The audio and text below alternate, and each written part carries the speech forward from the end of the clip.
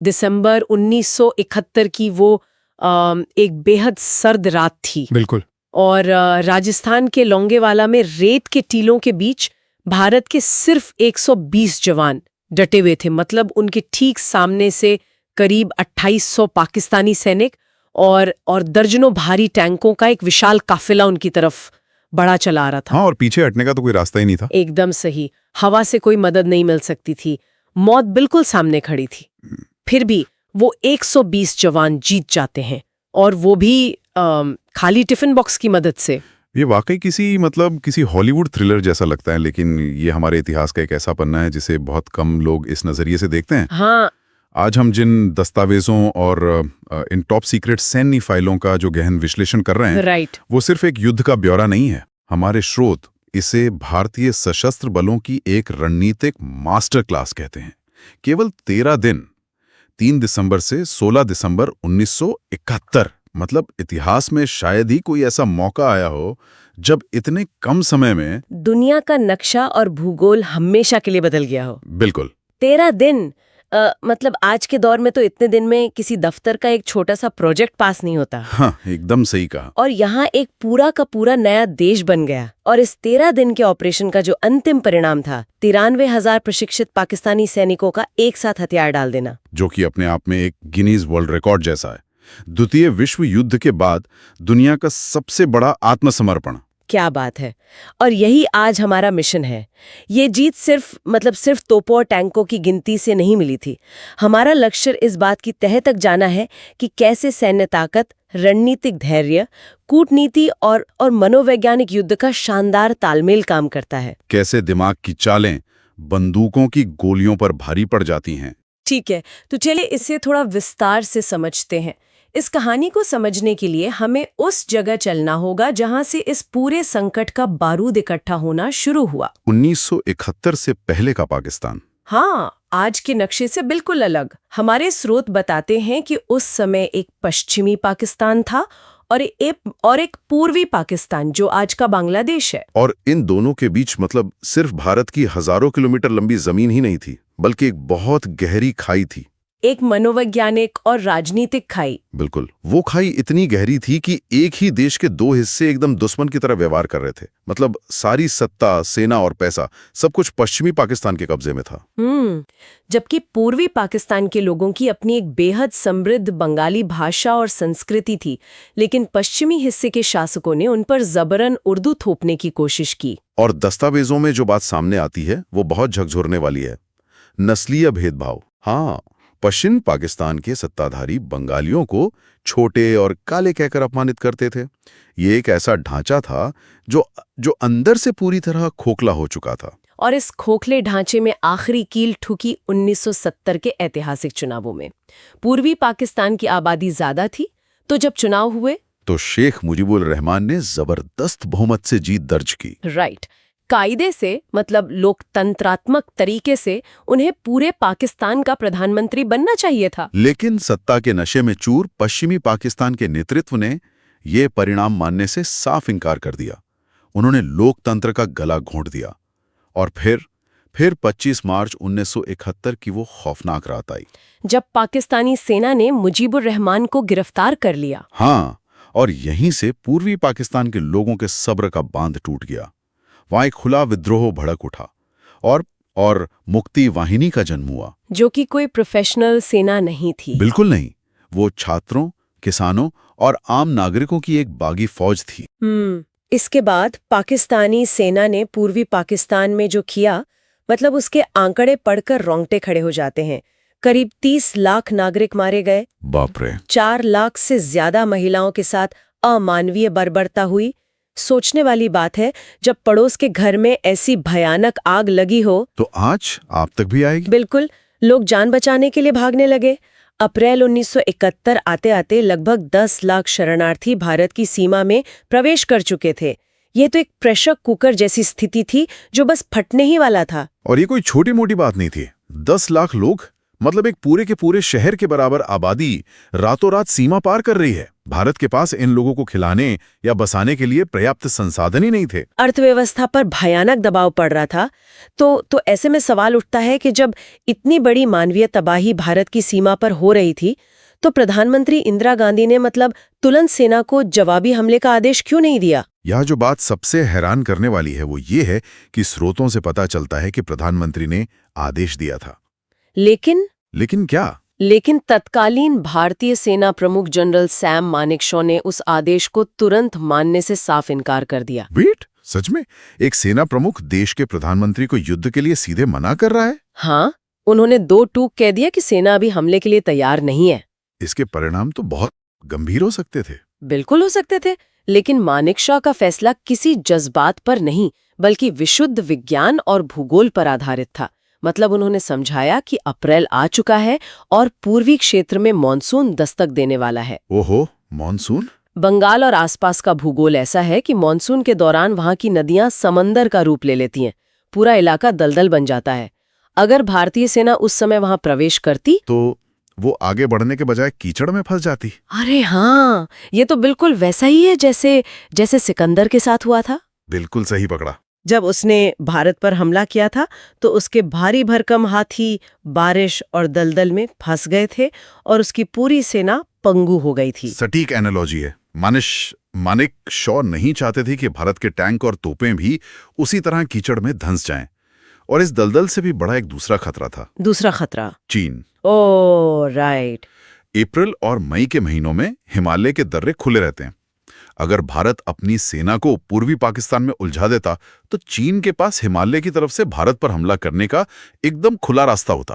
भारत को एक ही समय में 3 मोर्चों पर युद्ध लड़ना पड़ता। पश्चिम में पाकिस्तान, पूर्व में पाकिस्तान और उत्तर में चीन के साथ। ये तो एक आत्मघाती कदम होता। बिना तैयारी के कूदना अपनी ही कब्र खोदने जैसा था। तो समाधान ये निकला कि नवंबर या दिसंबर तक का इंतजार किया जाए। इसे ही रणनीतिक धैर्य कहते हैं। और हमारे दस्तावेज बताते हैं कि इस कई महीनों के इंतजार ने भारत को 3 बहुत बड़े फायदे दिए। पहला तो भूगोल का ही था। दिसंबर आते आते हिमालय में भारी बर्फबारी शुरू हो गई, जिससे चीन का रास्ता प्राकृतिक रूप से बर्फ की मोटी चादरों से बंद हो गया। अब उत्तर का खतरा टल चुका था। और दूसरा सबसे बड़ा फायदा ये हुआ कि भारतीय सेना को उन 6 महीनों में मुक्ति वाहिनी के विद्रोहियों को ट्रेनिंग देने का समय मिल गया। भारतीय सेना ने उन्हें हथियार चलाने और गुरिल्ला युद्ध की बारीकियां सिखाईं। बिल्कुल। इसका नतीजा ये हुआ कि जब युद्ध शुरू हुआ तो भारत के पास दुश्मन के ही इलाके में एक ऐसी मित्र फौज तैयार थी जो वहां के चप्पे चप्पे से वाकिफ थी। और तीसरा बड़ा फायदा जो कि कूटनीति के मोर्चे पर था। अगस्त 1971 में भारत और रूस के बीच हुई ऐतिहासिक मैत्री संधि। हाँ, इसने भारत के ऊपर एक कूटनीतिक सुरक्षा कवच बना दिया। दुनिया को ये संदेश चला गया कि अगर कोई तीसरी महाशक्ति भारत पर हमला करती है तो रूस भारत के साथ खड़ा होगा। और इसी धैर्य ने भारत को अपनी ग्रैंड स्ट्रैटेजी का खाका खींचने का पूरा मौका दिया। हाँ, और यहाँ बात और भी ज्यादा दिलचस्प हो जाती है। जब हम इस रणनीति का विश्लेषण करते हैं तो देखते हैं कि पश्चिमी सीमा पर भारत ने जानबूझकर कम सैनिक रखे, एक रक्षात्मक रणनीति, लेकिन पूर्वी सीमा पर आक्रामक रणनीति अपनाई। पर यहाँ एक सवाल है जो मुझे खटक रहा है। क्या? अगर युद्ध तो होना ही था तो अपनी पश्चिमी सीमा को कमजोर छोड़ने का क्या मतलब था? क्या ये बहुत बड़ा जोखिम नहीं था? ये दाव जरूर था, लेकिन इसके पीछे एक बहुत ही सोची समझी मनोवैज्ञानिक चाल थी। देखिए, कूटनीति की दुनिया में ये बहुत मायने रखता है कि पहली गोली किसने चलाई। अच्छा। भारत चाहता था कि अंतर्राष्ट्रीय मंच पर उसे हमलावर देश न माना जाए। पश्चिमी सीमा पर सैनिक कम रखकर भारत में असल में पाकिस्तान के सामने एक चारा फेंका था, ताकि पाकिस्तान अति आत्मविश्वास में आकर पहले हमला करने की गलती कर बैठे। एकदम सही। और 3 दिसंबर 1971 की शाम पाकिस्तान ने ठीक यही गलती की। उन्होंने श्रीनगर, पठानकोट और आगरा पर हवाई हमले कर दिए। लेकिन भारत इसी पल का इंतजार कर रहा था। दस्तावेज बताते हैं कि इस हमले में भारत का एक भी सैनिक नहीं मारा गया। पर आधिकारिक रूप से युद्ध शुरू हो गया और भारत ने पूर्वी सीमा पर पूरी ताकत झोंक दी। अब चूंकि पाकिस्तान ने पश्चिमी सीमा पर हमला कर ही दिया था, तो चलिए देखते हैं कि भारत की वो रक्षात्मक रणनीति जमीन पर कैसे काम कर रही थी और यहीं कहानी वापस रेगिस्तान की उसी सर्द रात पर आती है। लोंगेवाला। 4 दिसंबर की रात मेजर कुलदीप सिंह चांदपुरी के नेतृत्व में 120 भारतीय जवान और सामने 2800 पाकिस्तानी सैनिक और भारी टैंक। ये तो संसाधनों की कमी की चरम सीमा थी। भारतीय जवानों के पास केवल एक जीप थी जिस पर एक एंटी टैंक तोप लगी थी। और सबसे डराने वाली बात, उनके पास सिर्फ 3 असली एंटी टैंक माइंस थीं। सिर्फ 3? हाँ, और रात के समय वायुसेना के हंटर विमान भी उड़ान नहीं भर सकते थे। तो उन्होंने किया क्या? सामने इतने सारे टैंक और सिर्फ 3 माइंस? अगर हम इसे बड़े परिदृश्य से जोड़कर देखें तो ये मनोवैज्ञानिक युद्ध का बेहतरीन उदाहरण है।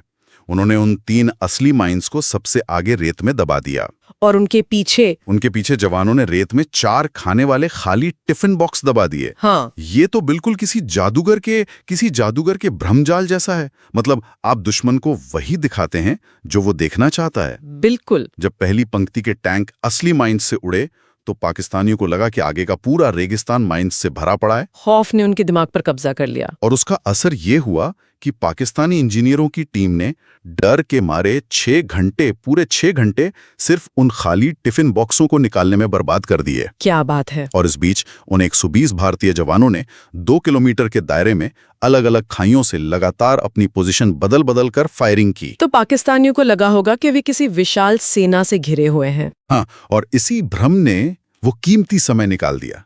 सुबह होते ही भारतीय वायुसेना के हंटर विमानों ने पाकिस्तानी टैंकों को तबाह कर दिया। भ्रम और खौफ ने तोपों को हरा दिया और जब जमीन पर पाकिस्तान हारने लगा तो कहानी रेगिस्तान से समंदर की ओर मुड़ जाती है। हाँ, ऑपरेशन ट्राइडेंट। 5 दिसंबर को भारतीय नौसेना ने कराची बंदरगाह पर ऐसा भयानक हमला किया कि कई दिनों तक आग धधकती रही। पाकिस्तानी नौसेना पंगु होकर ग्वादर भाग गई, लेकिन समंदर की असली लड़ाई तो बंगाल की खाड़ी में लड़ी जा रही थी। The Ghazi bat.